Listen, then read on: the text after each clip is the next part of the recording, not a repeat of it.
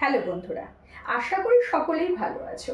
আসতে চলেছে আগামী দিনে আমাদের একদম দোরগোড়ায় উপস্থিত ইন্টারভিউ এবং ডেমনস্ট্রেশন প্রক্রিয়া নবম দশম শ্রেণীর।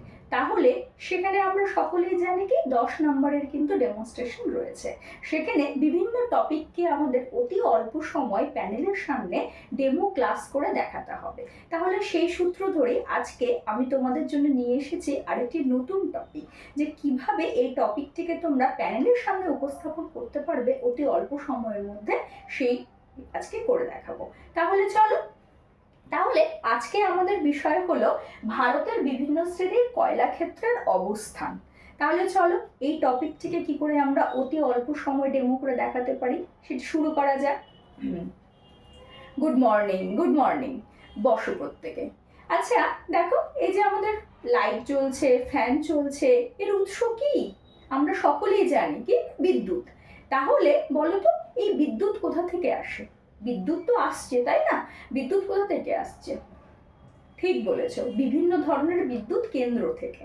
তাহলে আমাদের এই ভারতবর্ষে মূলত বিদ্যুৎ কেন্দ্রগুলো যদি আমরা বলি, সেগুলো জানো তো চালিত হয় বা বিদ্যুৎ উৎপাদনের যে প্রক্রিয়া, সেখানে প্রচুর পরিমাণে তাপ প্রয়োজন হয়। সেই তাপের অন্যতম শক্তি কি জানো? কয়লা। জলবিদ্যুৎ রয়েছে, ঠিকই বলেছো, জলবিদ্যুৎ রয়েছে, কিন্তু ভারতবর্ষের মতো দেশে কিন্তু কয়লাই প্রধান। তাহলে আমরা কি জানি? কয়লা একটি চিরাচরিত, গচ্ছিত এবং ক্ষয়িষ্ণু সম্পদ। তাহলে যদি আমি বলি যে আমাদের কাছাকাছি একটি তাপবিদ্যুৎ উৎপাদন কেন্দ্রের নাম কি তোমরা বলতে পারবে? হ্যাঁ ঠিক বলেছো, ফারাক্কাতে একটি রয়েছে, তাই না? ফারাক্কাতে কি রয়েছে? একটি তাপবিদ্যুৎ কেন্দ্র রয়েছে, যাকে আমরা বলতে পারি সুপার থার্মাল পাওয়ার স্টেশন। তাহলে এই যে বিভিন্ন ধরনের তাপবিদ্যুৎ উৎপাদন কেন্দ্র, সেই উৎপাদন কেন্দ্রগুলোতে কয়লা আসে কোথা থেকে?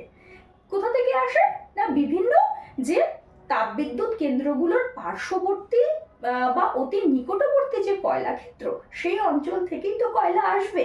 তাহলে যদি আমি বলি যে ভারতের কয়লা ক্ষেত্র মূলত দু প্রকার। কি কি না, ভারতের কয়লা ক্ষেত্র মূলত দু প্রকার। একটি হলো গন্ডোয়ানা শ্রেণীর কয়লা ক্ষেত্র। গন্ডোয়ানা শ্রেণীর কয়লা ক্ষেত্র মূলত কিন্তু বিটুমিনাস শ্রেণীর, বিটুমিনাস কয়লা ক্ষেত্র, ঠিক আছে? আরেকটি যেটি কিন্তু বহু পুরনো, এবং আরেকটি আমরা বলতে পারি না টারশিয়ারি। টারশিয়ারি কয়লা ক্ষেত্র কিন্তু নবীন কয়লা ক্ষেত্র, যেখানে পিট জাতীয় কয়লা পাওয়া যায়। এখনো এই শ্রেণীর কয়লাগুলো যেহেতু নবীন, তাই এখানে অপদ্রব্যের পরিমাণ বেশি এবং জ্বালানির কাজে খুব একটা ব্যবহৃত হয় না। তাহলে আমরা দেখলাম ভারতবর্ষে এই দুই শ্রেণীর কয়লাই প্রধান। তাহলে এবার তোমরা বলতে পারো যে এই কয়লাগুলো কোথায় কোথায় রয়েছে, ভারতের কি করে বুঝবো? তাহলে সেটি চলো দেখে নিই যে ভারতবর্ষের কোন জায়গায় কোন কয়লা ক্ষেত্র রয়েছে, সেটি আমরা আজকে ম্যাপের মাধ্যমে তোমাদের সামনে উপস্থাপন করব। তাহলে প্রথমেই আমাদের কি করতে হবে? ভারতবর্ষের ম্যাপ এঁকে নিতে হবে। তাহলে ভারতবর্ষের ম্যাপে যদি আমরা একদম উপরে দেখি, আমরা কি দেখি না এখানে রয়েছে জম্মু কাশ্মীর, তারপরে চলে এলাম রাজস্থান, গুজরাট, এবং তারপরে আমাদের দক্ষিণবঙ্গের দিকে, তাই না? এইবারে আমরা চলে যাব কিন্তু আমাদের রাজ্য পশ্চিমবঙ্গ, আমাদের পার্শ্ববর্তী প্রতিবেশী দেশ বাংলাদেশ, আমাদের বাংলাদেশের দিকে। এবং তারপরে আমরা একটু পরে দেখে নেব যে ভারতবর্ষের কোন অঞ্চলে কোন শ্রেণীর কয়লা ক্ষেত্র ঠিক কোন জায়গায় অবস্থান করছে। কেননা তাহলে আমরা এর একটি খুব সুন্দর আমরা দেখলেই বুঝে যাব যে ভারতবর্ষে কোন শ্রেণীর কয়লা ক্ষেত্রের পরিমাণ বেশি এবং কোথায় সেগুলো অবস্থিত। আচ্ছা, তাহলে প্রথমেই আমরা দেখে নেব গন্ডোয়ানা শ্রেণীর কয়লা ক্ষেত্র। তাহলে চলো গন্ডোয়ানা শ্রেণীর কয়লা ক্ষেত্র যদি আমরা দেখি, এর প্রধান উৎস হলো বা প্রধান দেখতে পাই আমরা কিন্তু এই দামোদর যে নদী উপত্যকা রয়েছে, সেই দামোদর নদী উপত্যকার পার্শ্ববর্তী অঞ্চলে বা সেইখানেই রয়েছে দামোদর কয়লা ক্ষেত্র, যেটি কিন্তু ভারতবর্ষে সঞ্চয়ের দিক থেকে প্রথম এবং সর্বপ্রধান কয়লা ক্ষেত্র, যেখানে প্রায় 70% কয়লা কিন্তু সঞ্চিত রয়েছে। তাহলে আমরা কি দেখলাম না এটি হলো দামোদর কয়লা ক্ষেত্র। আমি শুধু এখানে দামোদর লিখে রাখছি, ঠিক আছে? দামোদর কয়লা ক্ষেত্র।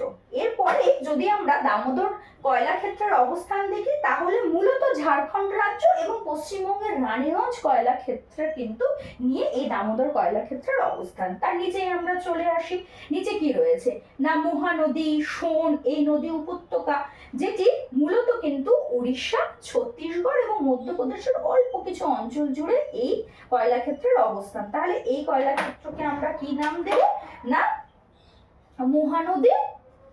মহানদী সোন কয়লা ক্ষেত্র।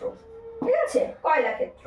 ঠিক তার নিচে যদি আমরা চলে আসি, ঠিক এই জায়গাতে কিন্তু আমরা দেখতে পাবো কি না ওয়ার্ধা, ওয়েনগঙ্গা এবং গোদাবরী কয়লা ক্ষেত্র। এখানে কোন কোন নদী রয়েছে? গোদাবরীর উপনদী ওয়ার্ধা, ওয়েনগঙ্গা, সেগুলো নিয়েই আমরা কিন্তু এখানে দেখতে পাবো নাকি না ওয়ার্ধা, ওয়েনগঙ্গা এবং তার সাথে আমরা দেখতে পাবো গোদাবরী কয়লাক্ষেত্র। এই কয়লাক্ষেত্রটি মূলত তেলেঙ্গানা রাজ্য এবং মহারাষ্ট্র রাজ্যকে নিয়ে গঠিত। অল্প কিছু অঞ্চল অন্ধ্রপ্রদেশের রয়েছে।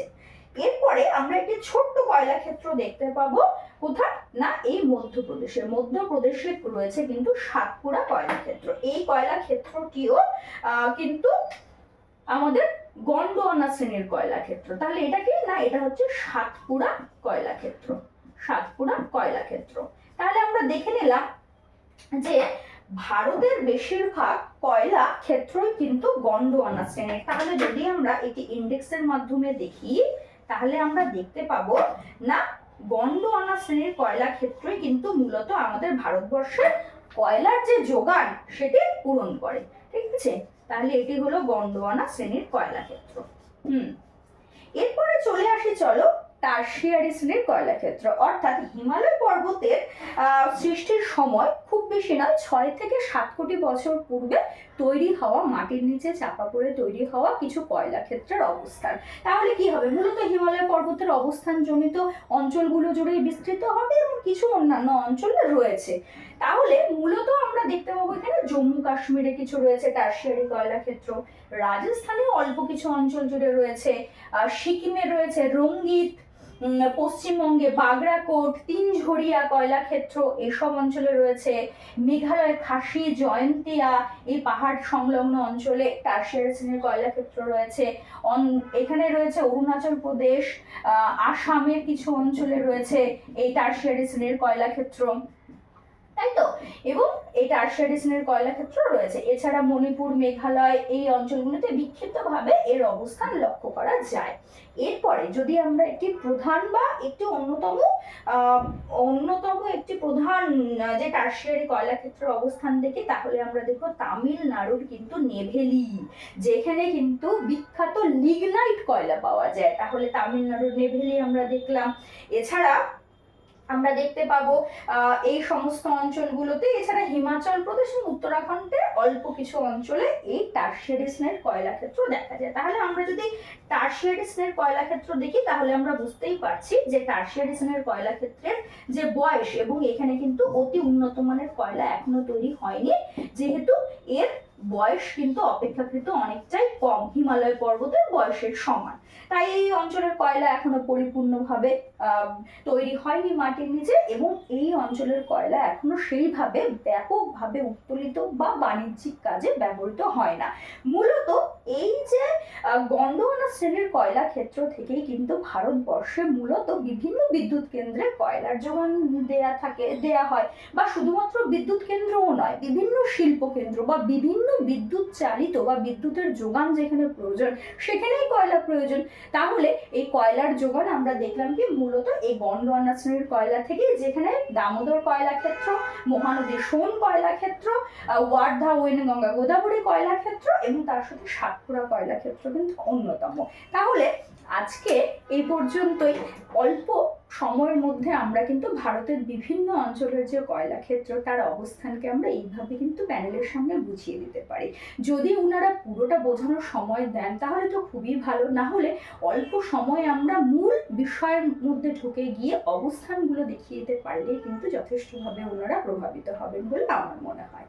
তাহলে আজকে এই পর্যন্তই। ভিডিওটি যদি তোমাদের ভালো লেগে থাকে তাহলে অবশ্যই একটি লাইক এবং কমেন্ট করে দিও, আর তার সাথে সাথে চ্যানেলটিকে সাবস্ক্রাইব করে দিও এবং ভিডিওটিকে শেয়ার করতে ভুলো না। আজকে তাহলে এইটুকুই, টাটা সবাইকে।